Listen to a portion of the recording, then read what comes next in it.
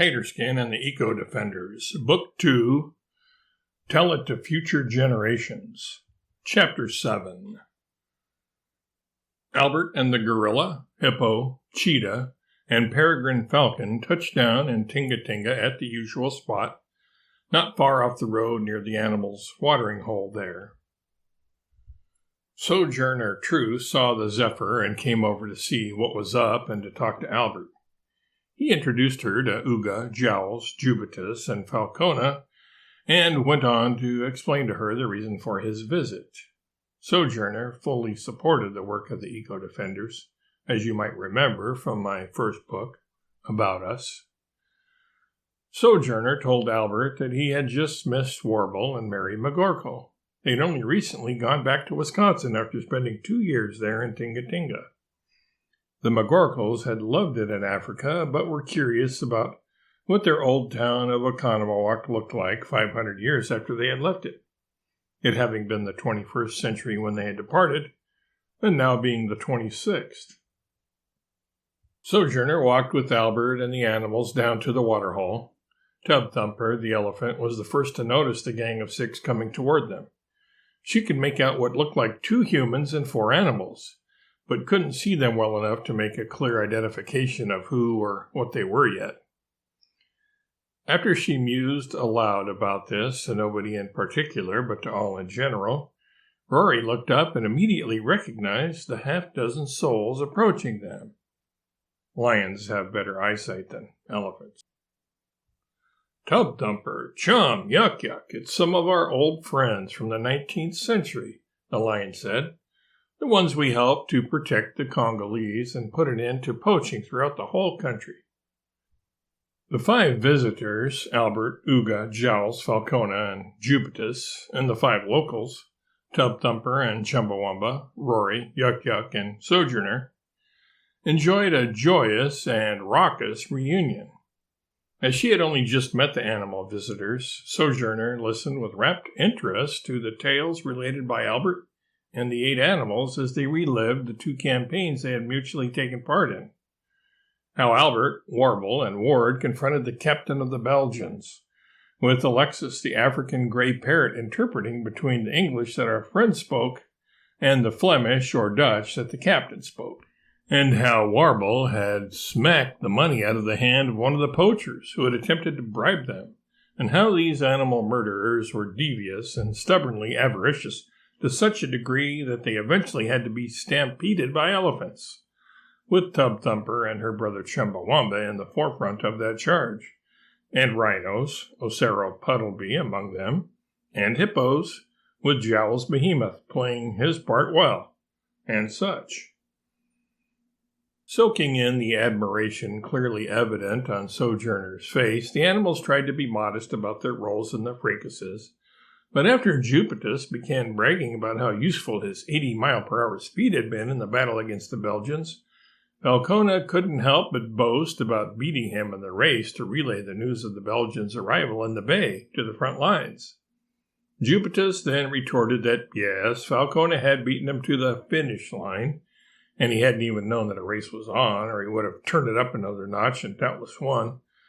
But he was the one who had had the presence of mind and the quickness of tongue to relay the news to Albert before Falcona could get over herself regarding her barely beating him there, by a feather, as Jubitus put it. Since the animals were fired up recounting their prior exploits, Albert thought this would be a good time to attempt to recruit them to help out with the further rescue operations he had planned. Their interest was definitely piqued, but naturally they wanted to know the specifics first. What exactly were we planning to do, where, and when? That is, in which year or years would these operations take place? Albert admitted that the itinerary was not fully fleshed out yet, but told them of several ideas he had. The good thing about the fact that our plans aren't yet set in stone, Albert said, is that if you agree to help us, you will have a say in the matter. We will all, as a group of eco-defenders, mutually decide the who's, what's, where's, when's, and how's of it all. That sounded good to everyone, especially since the 4 from Tinga Tinga already knew those in Xenia and looked forward to seeing and working with them again. That having been settled, early the next morning all boarded the Zephyr. Uga remained in the co-pilot seat to the right of the console. Valcona sat on the console. The second row of seats was taken by, from left to right, Tub Thumper the elephant, Rory the lion, then Tub Thumper's brother Chumbawamba. The back seat was filled by Jowls, Yuck Yuck, the chuckling hyena, and Jubitus. Albert realized that future generations would probably appreciate a chronicle of our adventures made to alter history, so he wrote down the full names of each passenger. He already knew that Rory's last name was Zamba, but he didn't know the others. Uga's surname, he then found out, is Auga. So his name is Uga Auga. Tub Thumper and Chumbawamba's surname is Modoc. The elephant siblings noted, though, that it was hardly ever necessary for them to use their surname, as they were the only sibling elephants named Tub Thumper and Chumbawamba in all of Africa, believe it or not. Yuck Yuck said she only had the one name and that it was her middle name. If you have a middle name, you must have a first name, Albert responded, confused. Nope. All I've got is a middle name. Yuck Yuck. That's it. That's all she wrote. Literally.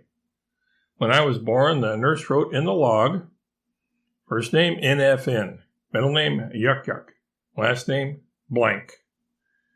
NFN? Tub Thumper asked. So you do have a first name, even if it's just initials. What do they stand for?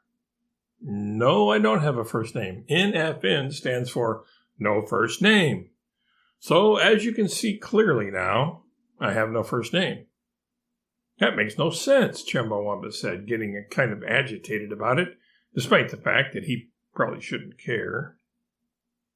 Rory merely looked on, grinning and slowly lashing his tail back and forth. He found the whole conversation whimsically ludicrous and could barely suppress a chuckle himself. Well, Yuck Yuck admitted, full disclosure, I have been told that I do have a first name, but that it's silent, and thus has no orthographic representation. Chumbawamba now lost his cool. Ears flared, trunk raised, and trumpet blaring. He said the whole thing was ridiculous, and stomped off into the forest to give himself a chance to work off some of his exasperation about the matter and cool down. Uga, feeling the same way about the verbal exchange as Rory, was jumping up and down in glee, feeling that the name itself was humorous enough, but Chumbawamba's violent reaction to it made it even more so. Tub Thumper, although not upset about it, was nevertheless curious. I have to agree with my brother. If you only have one name, why wouldn't it be a first name? I've heard of people and animals having no middle name before, but I've never heard of someone having no first name. Family tradition says they asked my dad what he wanted to name me, and he was going to choose a first name for me, but he was speechless, and the nurse got impatient and moved on to my middle name, which my mom chose. Why did your mom choose Yuck Yuck? Is it a family name or maiden name, or she didn't? What do you mean she did? She didn't choose it? Nope. Then my mom was laughing so uproariously about the nurse getting angry at my dad for not being able to make up his mind about the first name he wanted to give me that I thought you said he was speechless. Okay, here's the real story if you must know. The nurse came in, obviously in a hurry and already out of patience, because she was busy with too many patients. She snapped up the clipboard, barked at my dad for a name, and waited, tapping her foot with the pen poised above the sheet. And then what happened? Tub Thumper asked. My dad couldn't make up his mind on a name. He said, Bertha. No, Gertie. No, Grace. No, Chastity. No, Ina. No, Irene. No, Della. No, Prudence. No, Penelope. That's when the nurse scribbled down NFN for no first name. By then, my mom was laughing so hysterically, or hyenically, as some people refer to it, that she couldn't answer the nurse regarding what my middle name was to be. And so the overworked Nightingale simply wrote down the sounds my mother was making phonetically. The nurse was a nightingale? Albert asked. What else? Aren't all nurses nightingales? Yuck Yuck replied, stunned by the question. I didn't even know hyenas were born in hospitals, said Albert. Who said anything about a hospital? This was underneath the bush in the Serengeti, said Yuck Yuck. No hospital, and yet they had to fill out paperwork? Albert wondered, scratching his head. Paperwork is one thing you can never seem to avoid, Yuck Yuck asserted, rolling her eyes and shaking her head. Even in the animal world, bureaucracy abounds. So when this nightingale visited you, it wasn't a hen, it was a rooster. His name was Rufus. Those were the days, Chumbawamba said, who had calmed down enough to return to the group. Back then, the nightingales made bush calls.